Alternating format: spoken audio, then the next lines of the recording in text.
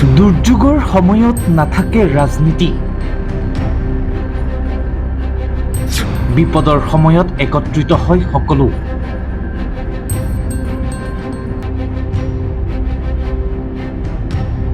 ৰাজনীতিত সততে নেদেখা এটা দৃশ্য।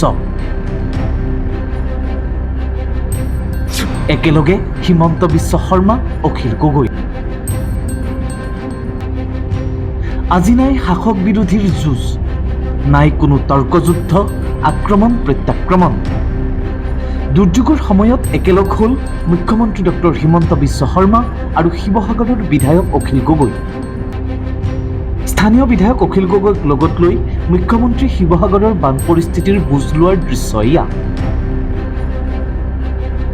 সতীৰ্থ মন্ত্ৰীসকলক লগত লৈ অখিল গগৈৰ সৈতে ক্ষয় ক্ষতিৰ পৰ্যালোচনা মুখ্যমন্ত্ৰী ডক্টৰ হিমন্ত বিশ্ব শৰ্মাৰ। অখিল গগৈক লগত লৈ ট্ৰেক্টৰ, ৰাবাৰ বোটত উঠি মুখ্যমন্ত্ৰীয়ে ভ্ৰমণ কৰে সমষ্টিটো। আনকি দুয়োগৰাকী নেতাই এনেদৰে পানী ভাঙি পৰিদৰ্শন কৰিলে ক্ষতি হোৱা চৰকাৰী বিদ্যালয়। মুখ্যমন্ত্ৰীক হাতত ধৰি পানীৰ মাজেৰে অখিল গগৈয়ে দেখুৱাই দিছে সকলো দৃশ্য।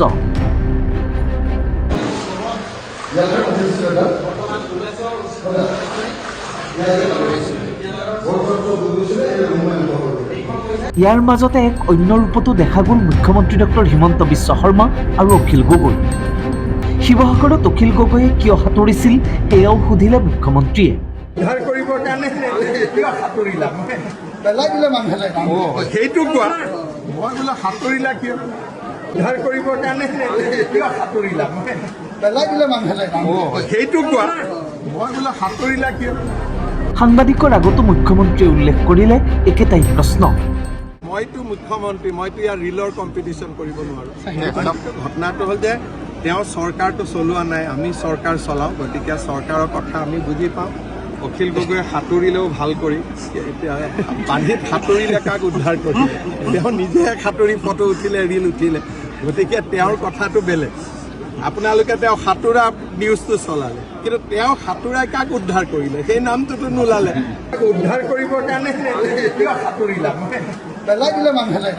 সেইটো কোৱা, মই বোলে সাঁতুৰিলা কিয়? বান পৰিস্থিতিৰ লগত মোকাবিলা কৰিবলৈ উজনি অসমত বাহৰ পাতিছে মুখ্যমন্ত্ৰীয়ে। পৰিস্থিতি পৰ্যবেক্ষণ কৰি সকলো প্ৰকাৰৰ সহায়ৰ আশ্বাস মুখ্যমন্ত্ৰী ডক্টৰ হিমন্ত বিশ্ব শৰ্মাৰ। যোৱা দুদিন ধৰি মই শিৱসাগৰ আৰু চৰাইদেউ জিলাৰ বানাক্ৰান্ত ৰাইজক সাক্ষাৎ কৰিছোঁ। অহাকালি ভাৰত চৰকাৰৰ মন্ত্ৰী জে.পি. নাড্ডা ডাঙৰীয়াও আহিব আৰু আমি প্ৰচেষ্টা কৰিছোঁ যে বান আক্ৰান্ত ৰাইজক কেনেকৈ আমি সহায় কৰিব পাৰোঁ। 9 তাৰিখৰ পৰা আমি জৰীপো আৰম্ভ কৰিম, যাতে বান আক্ৰান্ত ৰাইজক আমি যিমান সোনকালে পাৰোঁ আমি সহায়ৰ হাত আগবঢ়াব পাৰোঁ।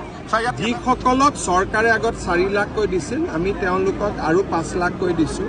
আজি আমি 15,000 দিছোঁ, 10 তাৰিখে আৰু 10,000 দিম আৰু 9 তাৰিখৰ পৰা স্থায়ী ক্ষতিৰ পৰিমাণ বা জৰীপ আৰম্ভ হ'ব। শাসক আৰু বিৰোধীৰ ৰাজনীতিত আক্ৰমণ প্ৰত্যাক্ৰমণ, আলোচনা সমালোচনা থাকিবই, কিন্তু সুস্থ সম্পৰ্ক বজাই ৰাখিও যে ৰাজনীতি কৰিব পাৰি পুনৰ এবাৰ প্ৰমাণ কৰিলে দুয়োগৰাকী নেতাই।